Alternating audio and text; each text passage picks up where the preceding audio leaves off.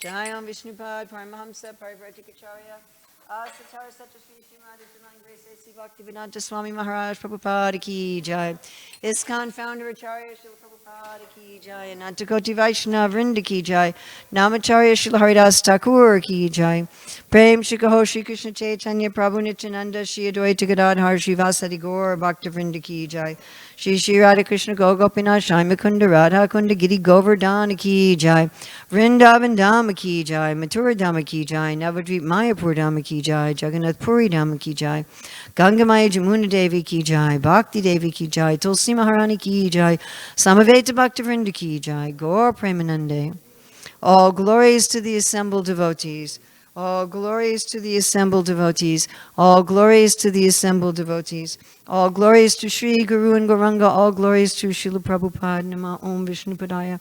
Krishna Prastaya Bhutale Srimate Bhaktivedanta Swami Niti Namane Namaste Sarasvati Deve Gauravani Pacharne Nirvisesa Sunyavadi Paskachade Shatarne Vandeham Shri Guru Shri Yuta Padakamalam Shri Gurun Vaishnavamscha Shri Rupam Sagrajatam Sahagana Raghunatham Vitam Stam Sajivam Sadvaitam Sadvadutam Parijana Sahita Krishna Chaitanya Devam Shri Radha Krishna Padam Sahagana Lalita Shri Vishakam Vitamscha Manchakalpatribhascha Kripasindhubhyevacha Patichanam Pavanevyo Vaishnavevyo Namo Namaha Om Namo Bhagavate Vasudevaya Om Namo Bhagavate Vasudevaya Om Namo Bhagavate Vasudevaya December 2nd, 2021, in New Dwarka, Los Angeles. Reading from Srimad Bhagavatam, Canto 3, Chapter 1, Questions Vidura, Text 16. Swayam Dhanurdhvari Nidayamayam Bratu Puro Marmasutaditopi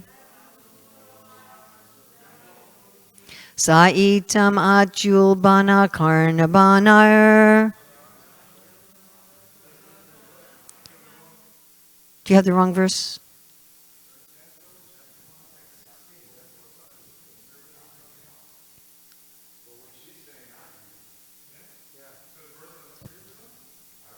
Yes. 3116. It's definitely 3116.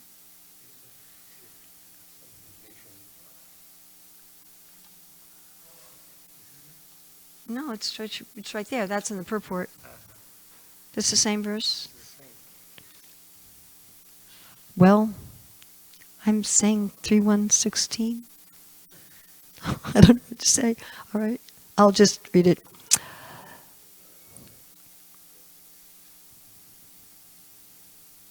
There we go. That's it. All right, should we try again? Swayam Dhanurdhvari Nidhayamayam Pratu Puro Marmasutaditopi Saitam Alyubana Karnabanar Gata Vichoya Durumanayana. Please chant.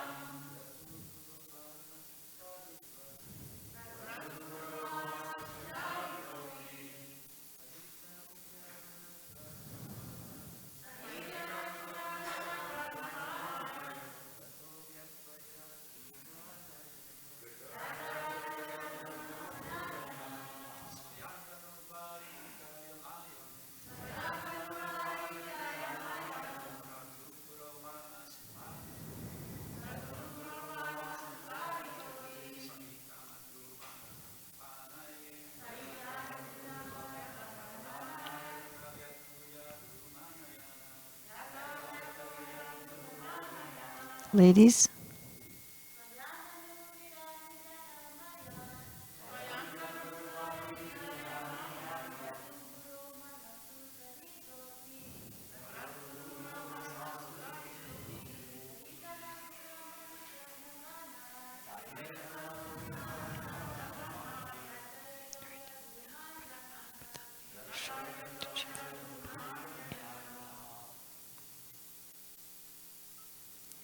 Swayam, he himself, Dhanudwari, bow on the door, Nidaya, keeping, Mayam, the external nature, Bratuhu, brothers, Puraha, from the palace, Marmasu, in the core of the heart, Taditata, being afflicted, Api, in spite of, Saha, he Vidura, Itam, like this, Ati Ulbana, severely, Karna, ear, Banai, by the arrows, Gatavyataha, without being sorry, Ayat, excited, Uru, great, Manayanaha, so thinking. So we end at 8:30 with questions. Is that the idea is that the class plus questions is over at 8:30? Is that correct? The class plus questions should be over at 8:30? Is that? Okay. Translation by Srila Prabhupada. Now, this is a very significant verse because it's holding two apparently opposite things together. And it's a very important verse because all of us are in situations more or less like the situation that Vidura is in at this particular point. All of us come to these situations in our life. Thus being pierced by arrows through his ears. Were those literal arrows? Were those physical arrows? Words. Thus being pierced by arrows through his ears and afflicted to the core of the heart. So the words went where? Into his ears and to his heart. Vidura placed his bow on the door. How many of you thought of Vidura as walking around with bows and arrows? Vidura placed his bow on the door and quit his brother's palace. He was not sorry, for he considered the acts of the external energy to be supreme. So what are our two apparently opposite things happening here? Yeah? External and internal energy. Yes. What's another apparently paradoxical thing happening here? He wasn't sorry, yet he was. At the same time that he wasn't sorry, he was also. How afflicted was he? Just moderately, like, oh, it wasn't very good. Extremely. It went all the way to his heart. And it felt like an arrow. That's pretty severe, right? I mean, I don't know. In this life, I never had an arrow in my heart. But I would assume that it's extremely painful. So he has a figurative arrow in his heart, and yet he's not sorry. And the arrow that's in his heart is greatly afflicting him, and yet he's not sorry. Interesting, isn't it? Srila Prabhupada's purport. A pure devotee of the Lord is never perturbed by an awkward situation created by the external energy of the Lord. In Bhagavad Gita 3.27, it is stated, Prakrite kriyamanani gunai karmani sarvashaha ahankara vimudhatma kartaha miti manyate. A conditioned soul is absorbed in material existence under the influence of different modes of external energy. Absorbed in false ego. We were saying we should call ISKCON false ego anonymous, right? We're all coming here to get rid of our addiction to our false ego. Absorbed in the false ego, he thinks that he's doing everything by himself. The external energy of the Lord, the material nature, is fully under the control of the Supreme Lord. and the conditioned soul is fully under the grip of the external energy. Therefore, the conditioned soul is fully under the control of the law of the Lord. But due to illusion only, he thinks himself independent in his activities.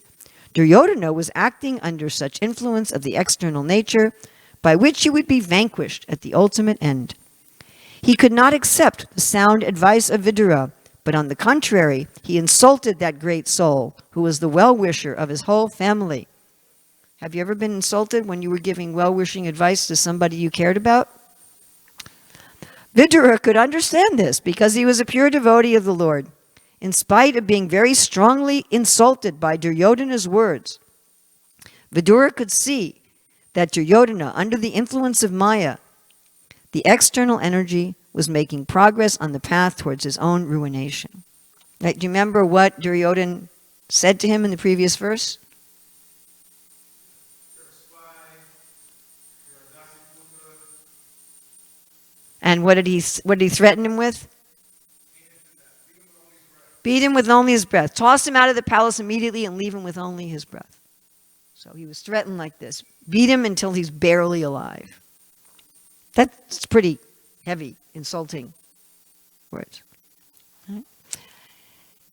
So Vidura, therefore considered the acts of the external energy to be supreme. Yet he also saw how the internal energy of the Lord helped him in that particular situation.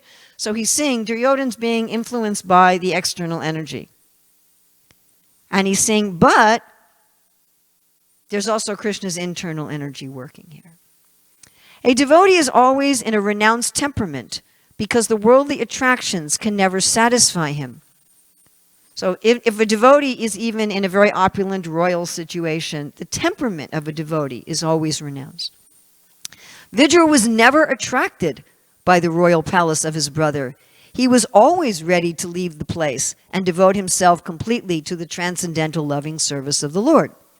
Now he got the opportunity by the grace of Duryodhana.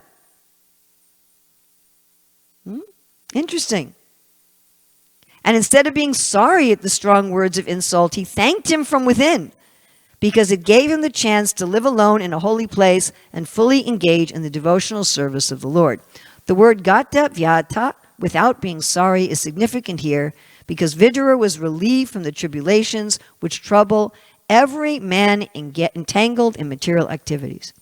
He therefore thought that there was no need to defend his brother with his bow because his brother was meant for ruination. So that's what he normally did, obviously. Thus he left the palace before Duryodhana could act. Maya, the supreme energy of the Lord, acted here both internally and externally. Swayam danar dari nidhaya mayam bratu puro mar masu taditopi sa itam atyul bana karna banar gata vyato yad uru manayanaha. Thus being pierced by, and let's really think about this. Can we each think of some time when we were pierced by arrows of harsh words through our ears and afflicted to the core of our heart? Who here has ever had that situation happen at least once in your life? Vidura placed his bow on the door and quit his brother's palace. He was not sorry, for he considered the acts of the external energy to be supreme. So everybody would like to be equipoised in painful situations. Everybody, even materialistic people, would like to be able to remain unaffected. Because generally when we become affected, we lose our intelligence. And especially with harsh words, isn't it? And especially harsh words from family or friends. You know, harsh words from some random person on the street isn't going to affect us so much. But harsh words from family, even family that you know is not so nice, isn't it? I mean, Vidura knew that Duryodhana wasn't such a nice person. He might have just said, well, typical for Duryodhana, what do you expect from Duryodhana, and brushed it off. But we see that when it comes to family, or close friends, or close association, or within our devotional family, even if we know that somebody's a little funny, still, if they harshly insult us, it's very painful. We have a concept that family, close associates are people who are not going to really hurt us. Right? It's like in a family, your family members may know your bank account passwords. They know the key codes to your door. They share a key to your house. You sleep in the same house with them. You don't think they're going to get up and kill you in the middle of the night and steal your money, and right? Isn't it? Even a family member who's a little funny. We feel like that. I can trust these people. It's sort of built into our biology. We're herd animals. We're social animals. It's very hard for us to live without other humans. It's not like we can all just be Robinson Crusoe.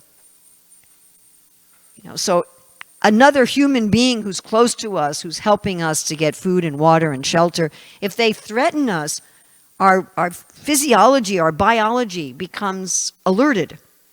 Does this make sense to everybody? Like you're walking down the street, a dog barks at you, and the danger system lights up in the brain.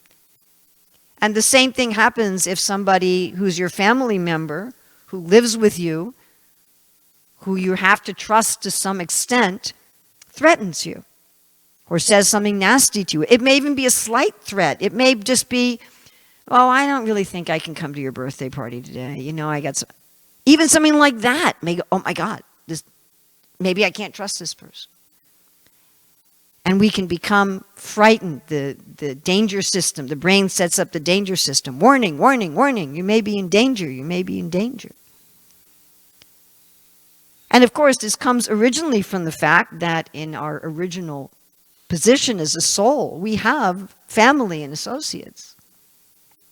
It's interesting.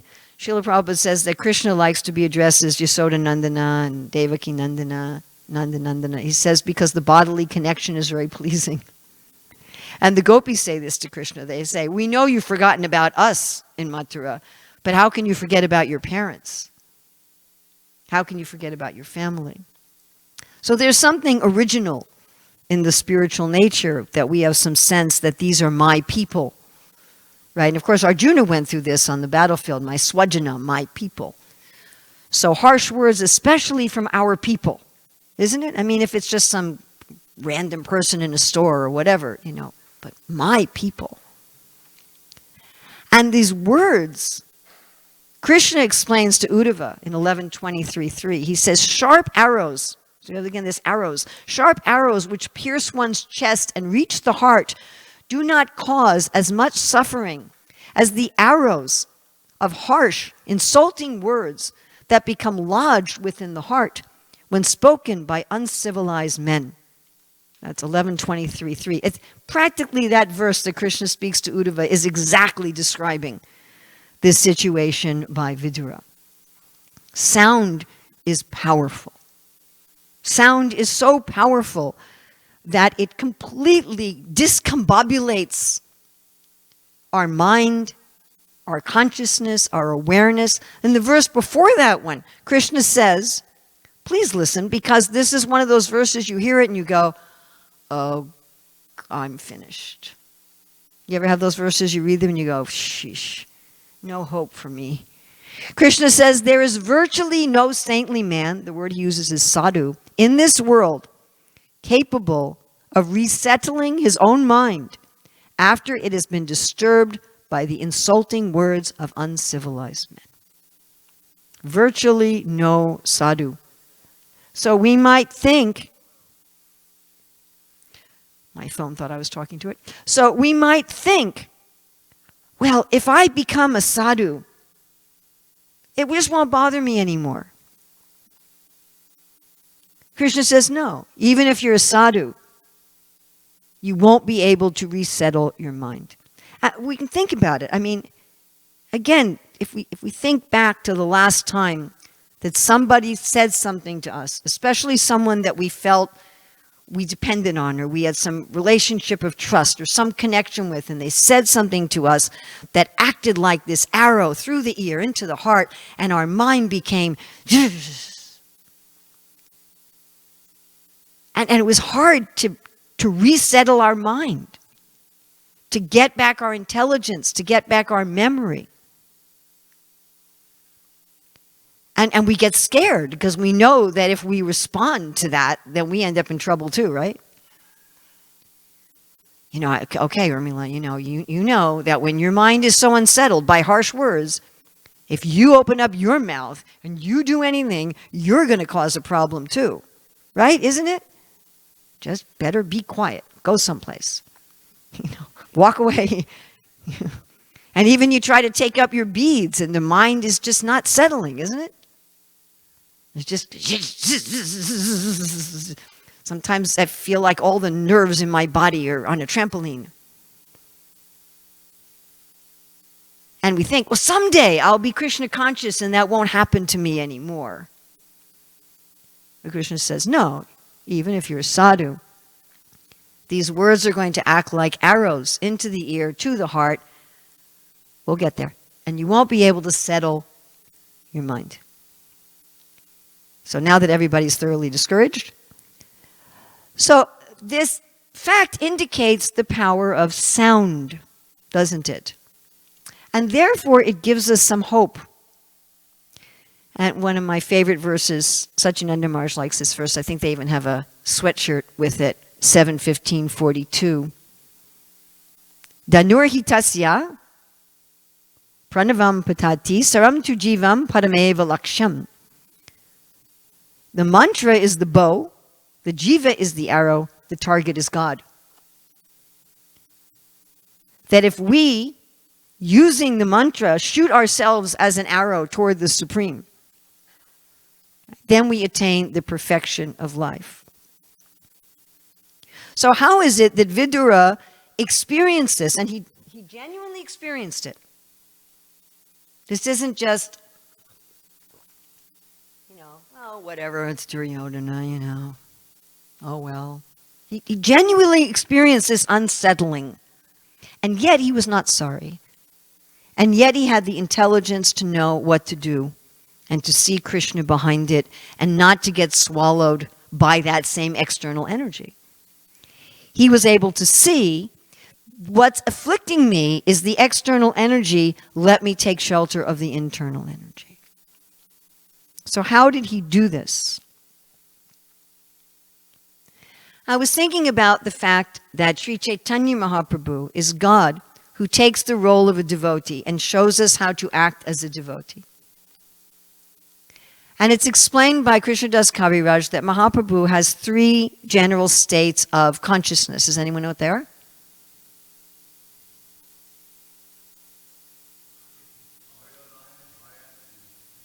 Yes, thank you. Internal, mixed, and external.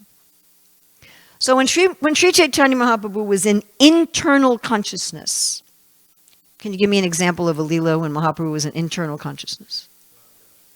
Rathayatra. Yes, when else? And the Gambhira. When he fell in the ocean. Right? Or when his limbs went in like a turtle. Did he have any awareness of anything other than his meditation? No, nothing. And we can think about sages like Samakarishi, who did he have any awareness that Maharaj Parikshit was insulting him? No awareness at all. So in full internal consciousness, when the devotee is totally meditating on the Supreme and the pastimes, then there's no affliction because there's no awareness. You don't even know anybody insulted you. You don't know somebody put a dead snake around your neck. You just don't even know what happened because you're someplace else. And even materially we experience this sometimes, isn't it? We're so absorbed in something that we just didn't. In fact, the example's given, I think, in the 11th canto of again, we have an arrow, the arrow maker, that he's so much making his arrow straight, he doesn't notice the king's retinue passing by. But can we function in the world in internal consciousness? Could you drive a car? I mean, it's interesting in 12.2 purport, Prabhupada says the devotee, sometimes he chants, sometimes he hears about Krishna, sometimes he goes to the market to purchase things, and he's always in a state of 12.2, Bhagavad Gita purport. Samadhi. How do you drive a car in samadhi? Yeah. You get a transcendental DUI, right? I was driving absorbed and Krishna playing with the cowherd boys. I didn't see the cars. Didn't hear the horns. So that must be a different kind of samadhi, huh? And then there's external consciousness. Just like when Mahaprabhu saw Ramananda Roy and they were embracing, and then he noticed there were these critical brahmanas, caste brahmanas around, and he came to external consciousness. Or generally, except for when he's in the Rath Yatra dancing, but generally when the devotees come from Bengal, Mahaprabhu for those 4 months would stay primarily in external consciousness. Now, when you're in external consciousness, you are going to be aware, and you're going to be afflicted. Then there's mixed internal, external. You're somewhat aware of the world, and you're somewhat absorbed in meditation. Now, of course, even when the devotees, and this is very important, are in external consciousness, they never lose awareness of Krishna. Rupa Goswami describes this very clearly in Bhakti Rasamrita Sindhu, when he talks about the different Vyavichari bhavs in the Southern Ocean. That would be, I think, the 4th wave.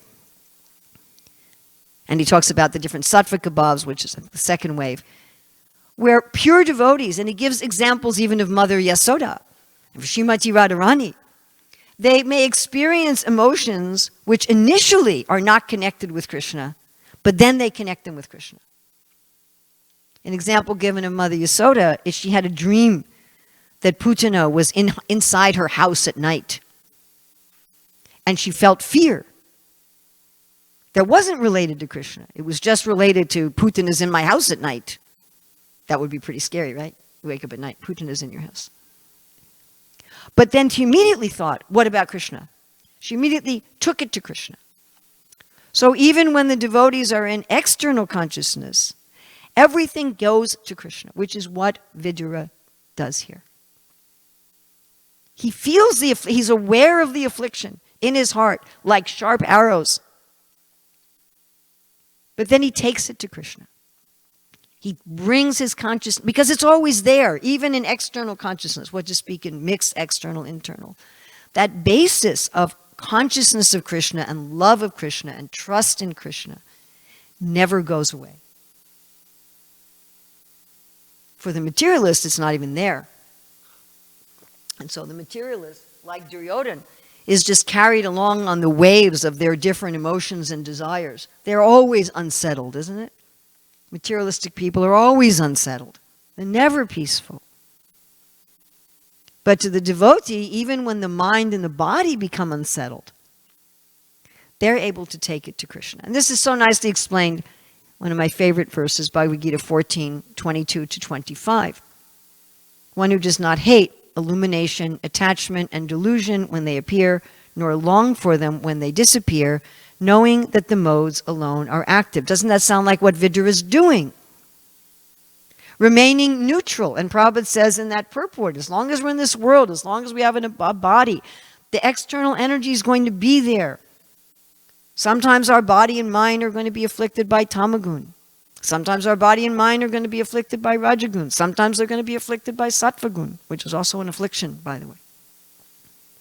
Sometimes when I quote that verse, one who does not hate illumination, attachment, and delusion when they appear, nor long for them when they disappear, and someone says, why wouldn't you long for illumination? But sattvagun is also false ego. So the devotee sees, where's Krishna here? Where's Krishna here? And I'm sure we also have experience that when a person's really afflicted, philosophy doesn't penetrate. Have you all had that experience? Someone's really, really afflicted, and you try to speak philosophy to them, and they just become angry or frustrated. And we may have had that experience with ourselves too. If we're in this state of full affliction, that arrows are in our heart, and somebody comes and speaks, well, it's Krishna's mercy. We're like, get out of here. Krishna's mercy. Go away.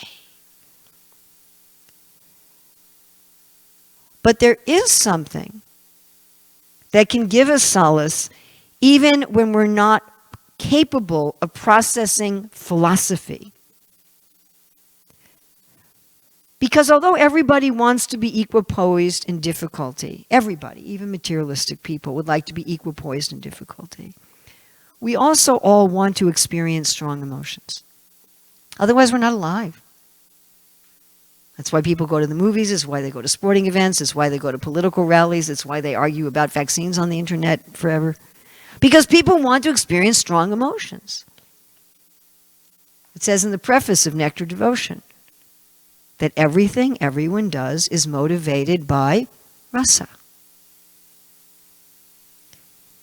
And even negative, so-called negative emotions are also rasa. There's a whole section in the fifth wave of the Southern Ocean where Rupa Goswami explains how the transcendental fear and disgust are also ecstasy. We don't want to be just like the Buddhists and the impersonalists. I am not affected by attachment and aversion. I am equipoised in happiness, distress, fame and infamy, honor, dishonor, heat and cold, pleasure and pain, friends, enemies, neutral. We don't want to stop there, that I'm just neutral. We want to feel the Vyavichari bhavs. We want to feel the secondary sthai. We want to feel intense spiritual emotion. We don't want to just go to some detached philosophical place. Well, this is Krishna's arrangement. I don't have to fight with my bow and arrow anymore. Let me put it by the door and take Vanaprastha. Good opportunity. I've been looking for it for a long time. You know, that's what Prabhupada talks about in the purport, but that's not the only thing. One becomes absorbed in spiritual emotion. Vidura is turning to spiritual emotion. He loves Krishna. He's not just a great learned sage and philosopher. He loves Krishna. And he feels emotions in relationship to Krishna. All the emotions we feel in this world have their archetype in Krishna. And so Vidura didn't just feel a mundane affliction.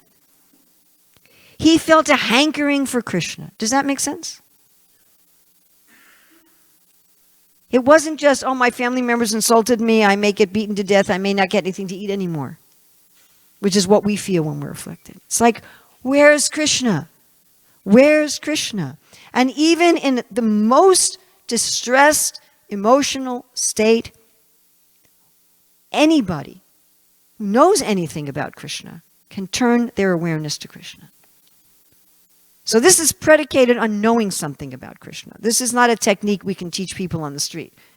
We can teach people on the street, well, you can step back, as Prabhupada saying here, Prakriti Kriyamanani Gunai Karmani Sarvasya. We can teach people that. That's 327 Bhagavad Gita. Become detached from attachment and aversion. But until you've read Krishna book, until you've read the Bhagavatam, until you've read the Chaitanya Charitamrita, until you know something about Krishna, it's very hard to do this. And we as bhakti yogis, we can do this. When we're afflicted, we can turn our consciousness to, how did Vidura feel? We can start going deep into his emotions. My Lord, where are you? How horrible that this demoniac person is offending your servant. How horrible this demoniac person is turning against you. His affliction becomes for Krishna. And when we go deep into those emotions, the material emotions dissipate like fog in the sun. We don't even notice that they've gone away as we become so absorbed in the spiritual emotions, of which these material emotions are a reflection. So any time that this happens to us, and it will happen to us over and over again in this world, that is absolutely guaranteed. I make you a guarantee that we will have this unsettling of emotions even if we are sadhus. Krishna says it, and I'm just going to accept that he's telling the truth. I'm going to make it simple. God says it must be true. As long as I'm in this world, my body and mind will be unsettled by emotions, unless I can be in some deep internal consciousness where I don't even notice what's going on. But I can always turn it to the spiritual emotions, even if I'm too unsettled to turn it to spiritual philosophy. I can always go to the spiritual emotions. I'm grieving for the loss of someone dear to me. I can meditate, how did Arjuna feel about the death of Abhimanyu? I'm grieving that I'm separated from somebody. How did the residents of Vrindavan feel when Krishna was in Mathura? The other day, somebody was supposed to do something and they made a bunch of excuses and I was really annoyed. And I thought, this is how the residents of Vrindavan, how do they feel when Krishna says, I can't come back from Mathura, I have more demons to kill? And how they felt. And as I meditated more and more and more on the emotions of the residents of Vrindavan, I forgot all my annoyance on the material level with this other jiva. And in that way, one is never sorry, because anything in this world, anyone, any time, any place, any circumstance, any stimulus in this world can bring us to Krishna. Even if we have a moment where we're not there, then the next moment, there we are with Krishna. And then we see, as Prabhupada writes in the purport to Gita 15:15, God is all good, God is all merciful. One devotee wrote me some months ago, she had been in excellent health, no problem, and then something happened, and she was in great difficulty and had to go to the hospital, and all these problems and complications. And she said, I did everything right. Why did this happen? I said, I don't know the specific reason why this happened. I said, someday you'll know. Someday Krishna will reveal specifically why this happened. I said, but the general reason why it happened, we always know, and that is love. And so the devotee goes to there. Bhaktaram yagatapasam sarvalok maheshwaram suridam sarvabhutanam. It is my best friend who's the controller. Yatfamam shanting richati, and therefore one can actually attain peace. So I'm sorry I did go all the way to 8:30. And this young man had a couple questions. At least he raised his hand a couple times. Do you still have a question? Yes? Thank you for the wonderful class, but before you get into discussion or questions, we have some bittersweet news. Oh. Hi, Krishna. Hi, Krishna.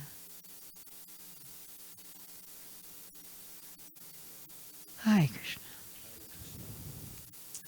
Hare Krishna, Hare Krishna, Krishna Krishna, Hare Hare, Hare Rama, Rama Rama, Hare Hare.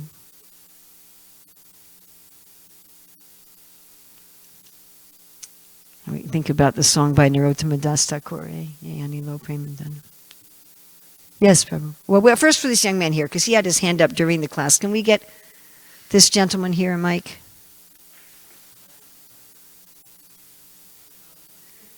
What is your name? What's your name? Abai. Abaya. Okay, we're going to remember the at the end. Just say your question. I'll repeat it into the mic. Yes.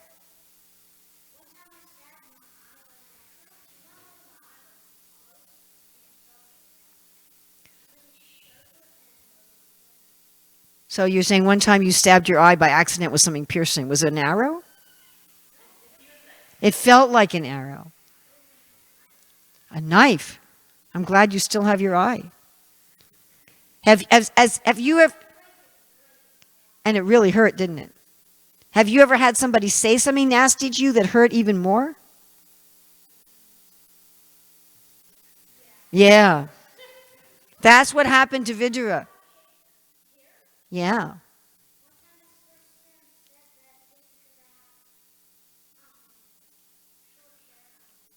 There you go. And it hurt, right?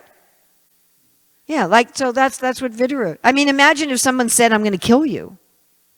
And it was his family member. His family member said, I'm going to practically kill you. How much that would hurt. Yes. Thank you so much. Yes, Prabhu.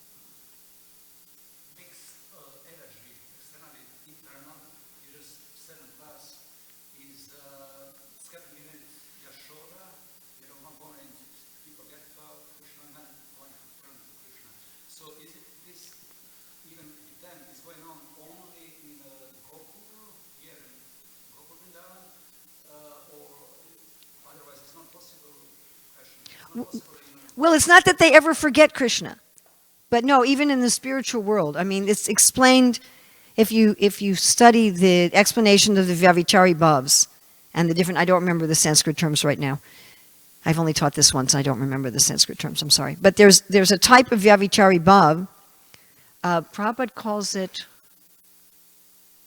moist, burnt, and dried up. It's what Prabhupada calls burnt, but it has a particular Sanskrit term, where the devotee's initial emotion is not connected to Krishna, but it immediately connects with Krishna. But they never lose their consciousness of Krishna and their love for Krishna. So he gives examples even of Mother Yasoda and Srimati Radharani. And he's giving examples even in the spiritual world. They always have love for Krishna. It's always there. They always have the term, Rupa Goswami is using it there, as rati. Well, you could also understand that to mean rasa. So that never goes away. But they still have emotions that come that they then connect with Krishna. Yes. There's an interesting story in the Krishna book where Lord Balaram went to see the Kurus because some family affairs, and then they exchanged heavy words. Yes. And then Lord Balaram gets so angry. He goes to pull Hastinapur into the Ganges. Yeah. Then I was, thinking everything is related to Krishna ultimately because he was angry that they were putting him down and minimizing Yes. his authority. But at the same time, my question is, he also appears that, isn't it that he got angry himself, that the kid himself felt that emotion?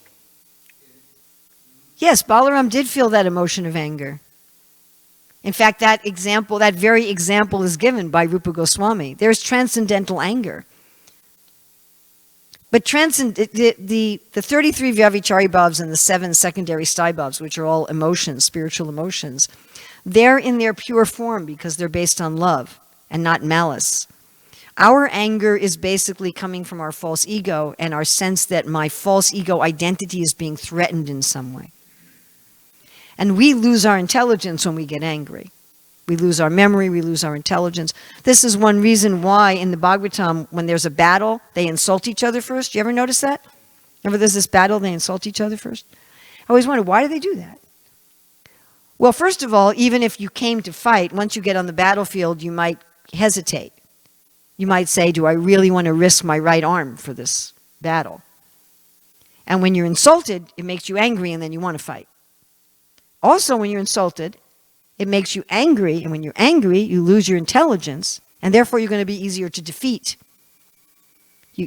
How you throw your enemy off guard, you insult them. And in their anger, they don't remember their fighting skills and all that, and they lose it. By the way, I meant to bring this up in the class itself. Lord Varaha, it says, was disturbed by the abusive words of the demon Hiranyaka. And Prabhupada says there the Lord is a person. And he has feelings. Prabhupada says he has feelings. But the Lord's feelings are all blissful. You can see materialists even like to make themselves angry. That's why they go to sporting events.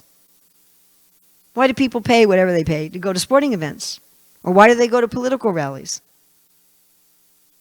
Or why do they make constant propaganda of this or that position on the internet?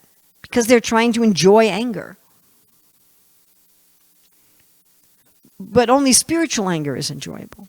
So if you're angry at Kaliya because he's wrapped up Krishna, that's ecstasy. And Krishna also sometimes enjoys anger. The gopis get angry a lot, you know. You were supposed to come. Why didn't you come? I saw you looking at that other gopi. And they're enjoying it. Yes, Prabhu. Yes.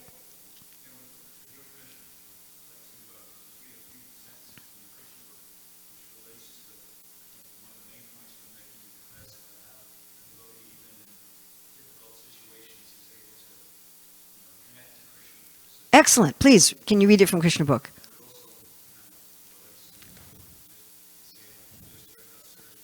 Just read it, yes. Which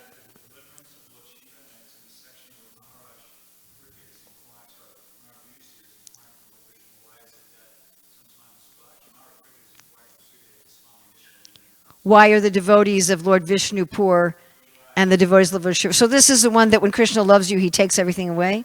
That's what you were going to read?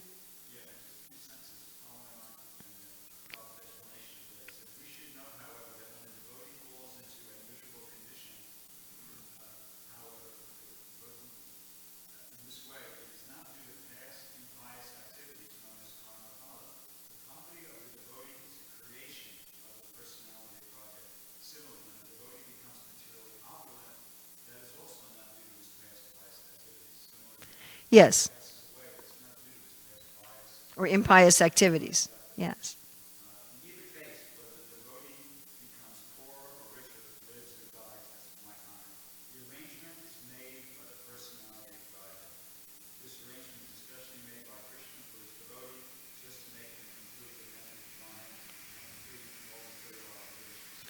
What I found is that kind of instruction, that the poverty and wealth of the devotee is arranged by Krishna, everything is done for the benefit of the devotee, is very helpful right now when I'm sitting here and I'm peaceful.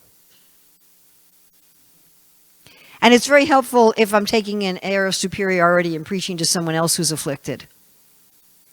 You know, I'm like, hey, look, this is all Krishna, and they're like, well, get out, you know, what's your problem? Get over it. It's not particularly helpful when I'm afflicted. That's what not in that moment. In that moment, again, Krishna says this, there is virtually no sadhu in this world capable of resettling his own mind, after it has been disturbed by the insulting words of uncivilized men. So how do we resettle our mind? With philosophy, and it doesn't work. But it works with pure bhakti.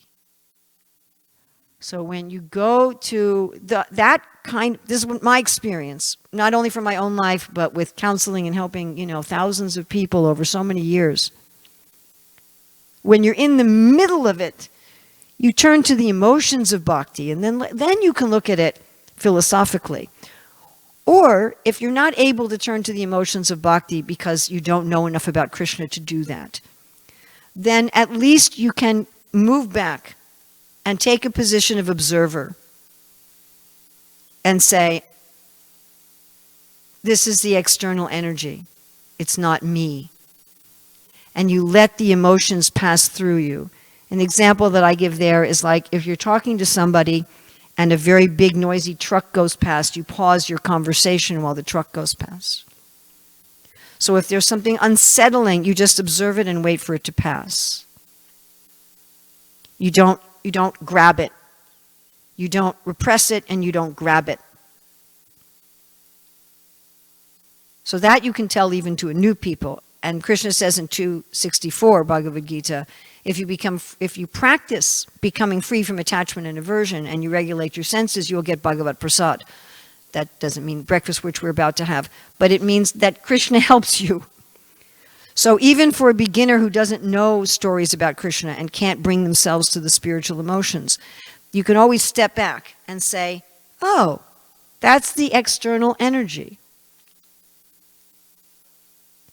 I mean, I just did this a couple days ago or something. I don't even remember what it was anymore. Something happened and I could feel the unsettling and the affliction. And I just said, oh, that's the external energy. And I just didn't grab it. I didn't say, I have a right to be upset. And I didn't say, I don't have a right to be upset. I just said, the body's upset right now. Okay, fine. And even the medical science says within 90 seconds it's gone. So you can do that. But that's something that even the impersonalists and the voidists can do. But if you do that, you don't get to experience what we also want to experience, which is emotions. We don't want to just be detached. It's not enough. And if we just try to be detached, we'll jump back into the material emotions. So we need a way to connect with the spiritual emotions. But I found those sort of philosophical things help us after the mind is settled. once you've either just let it go through you because you're detached or because you've gone to Krishna, then you can look at it and say, oh yeah, Krishna did this for my benefit. But at the time, at least my experience is it doesn't work. And that's what I'm hearing Krishna tell to Uddhava. That's not going to work. Don't try that. It won't work. But what will work is becoming absorbed in the spiritual emotions. And then once you do that, the material emotions disappear. They're just gone. That happens also if you're just detached. But it's a lot nicer for them to dissipate because you're attached to something better than for them just to dissipate. If you've ever shopped on a fast day, any of you ever been foolish like me and gone grocery shopping when you're fasting? So I remember once grocery shopping when I was fasting, and the cakes in the bakery, which normally have no appeal to me, on that day, I looked at them and I said, and then I just went detached. That's Maya. It's got eggs in it. It's not offered to Krishna. And so the feeling passed. But wouldn't it have been better if I had, not been fasting and had a prasadam cake in my pocket? Right? Is that all right? But that philosophy is very good. But again, in that moment, I found it doesn't do... You have this experience? Yes? And in that moment. And if you try to preach to someone in that moment, you try to pull out Krishna book. This person insulted me and they said that. I can't believe they said that. And I've helped them. Why aren't they grateful? Let me take out Krishna book for you, Prabhu. And it says here,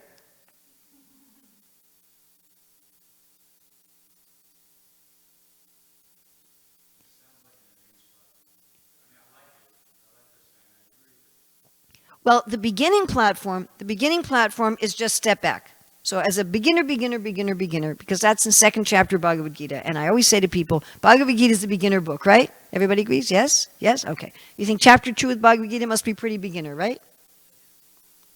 This is not in the Rasa Leela chapters. It's in chapter 2 of the Bhagavad Gita. Become detached from, let go of attachment and aversion, 264, right after the fall down sequence. Let go of attachment and aversion, regulate your senses, you'll get Bhagavad Prasadam.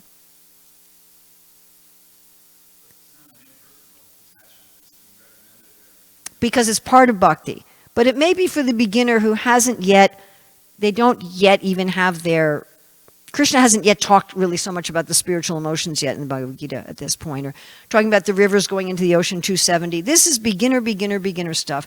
And anyone can do it. Materialists can do this, by the way. Atheists can do this. So certainly we can do this. This thing of, I'm not advanced enough. I don't buy it. And I'll tell you an example of this. I was in Mayapur Dham a few years ago, and a devotee was very, very upset at something another devotee had done or said. And he was raging, and there was a person trying to philosophize him to no avail, and he was just raging even more at the person trying to philosophize him. So I didn't even know this person, and I was just passing by, and I said, wow, there's a lot of anger going through you. I said, imagine that the anger is another being, and just see it as part of the external energy of the Lord. It's just the energy of this anger is just the energy of the Lord. Like that. He was fine. Instant. And then we could go to philosophy. So anybody can do that. However, that is not an ultimately satisfying platform. If that's one's only technique, it's not sustainable in the long run because we want rasa. So if you know enough, which you obviously do, to know exactly where to go in Krishna book and find something for this class, then you also know enough to find some corresponding emotion in Krishna book to whatever emotion materially is going through your body and mind. And therefore, yes, you are advanced enough to do that. Because that's all it takes. All it takes is whatever emotions are going through our body and mind, so-called positive, so-called negative, that may be afflicting us. When we then, where is this in the transcendence? And then meditate not on the plot, but meditate on the emotion. What emotion is Rohini feeling that she can't share the joys of raising Lord Balaram with Vasudeva? What emotion is Vasudeva feeling that he has to kind of secretly hear about his children in Vrindavan? He can't watch them grow up. He can't participate in them. What emotion is Devaki feeling when she's carrying child after child she knows that Kamsa is going to kill? What emotions are the residents of Vrindavan feeling? And Prabhupada says if we can access that even to a minute degree, we are successful. So that is our special facility in bhakti that those in karma yoga, gyan yoga, and jnana yoga do not have. And I need to end now because now we want to get the other kind of Bhagavad Prasadam. Thank you very much. Srila Prabhupada ki jai. Srimad Bhagavatam ki jai. Vidura's example ki jai.